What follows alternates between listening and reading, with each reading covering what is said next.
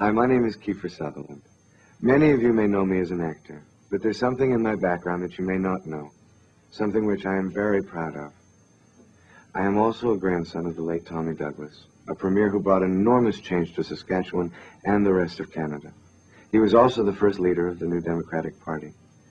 Using his voice in a recording that he had made in 1962, we'd like to share a story with you, a story that he made famous as early as 1940. It's a story of a place called Mouseland, and it's as important today as it was many years ago. It's not just a piece of history. It's really one of the best explanations you'll ever hear about why Canadians like you and me support the New Democrats. The NDP and the members of the United Food and Commercial Workers Union across Canada are proud to present this animated version of Mouseland. It's a message worth preserving for generations to come and for current generations. So please join me now as my grandfather takes us to a place that he called Mouseland.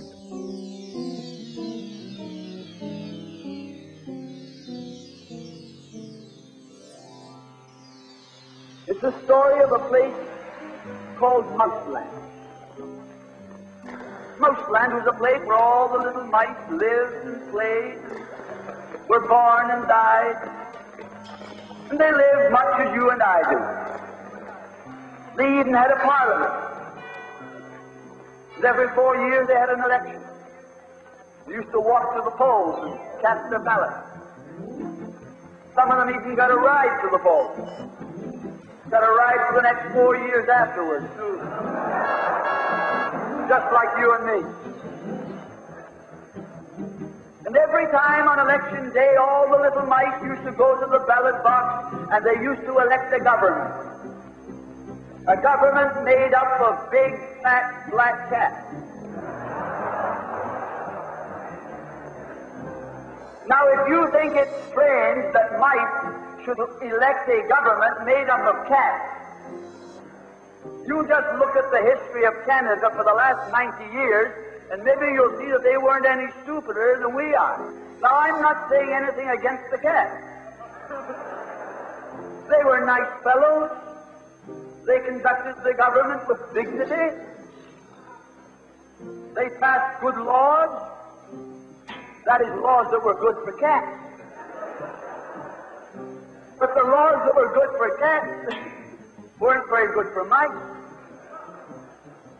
One of the laws said that mouse holes had to be big enough so a cat could get his paw in. Another law said that mice could only travel at certain speeds, so that a cat could get his breakfast without too much physical effort. All the laws were good laws for cats, but oh, they were hard on the mice.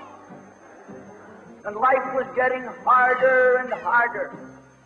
And when the mice couldn't put up with it anymore, they decided something had to be done about it. So they went en masse to the polls.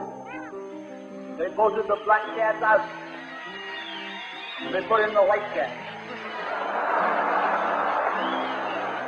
The white cat had put up a terrific campaign.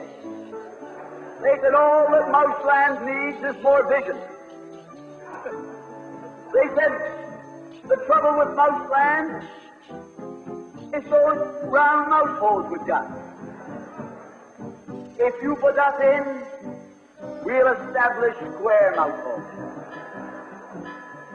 And they did. And the square mouse holes were twice as big as the round mouse holes. And now the cat could get both his paws in. And life was tougher than ever. And when they couldn't take that anymore, they voted the white cats out and put the black ones in again. And then they went back to the white cats, and then to the black cats. They even tried half black cats and half white cats.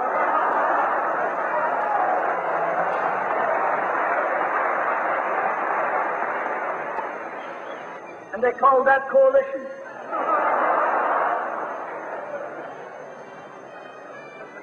They even got one government made up of cats with spots on it. They were cats that tried to make a noise like a mouse, but they ate like a cat.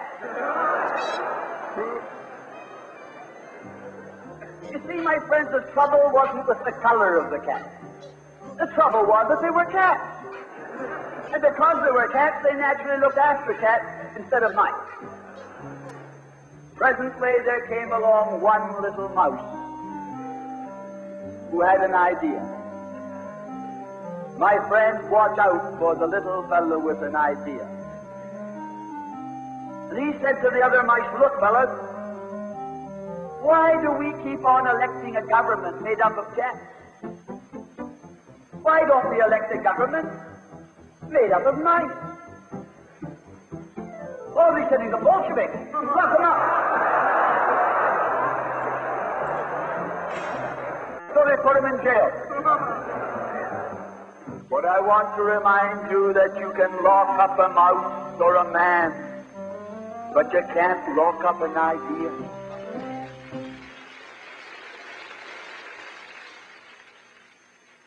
As my grandfather would have wanted, the message of Mouseland is for all the people of Canada. We hope you have enjoyed this production, and we hope that it has left you with something to think about. Thanks to this short film, I think that Tommy Douglas's words have as much life and meaning today as when he first spoke them. Thank you very much for joining me.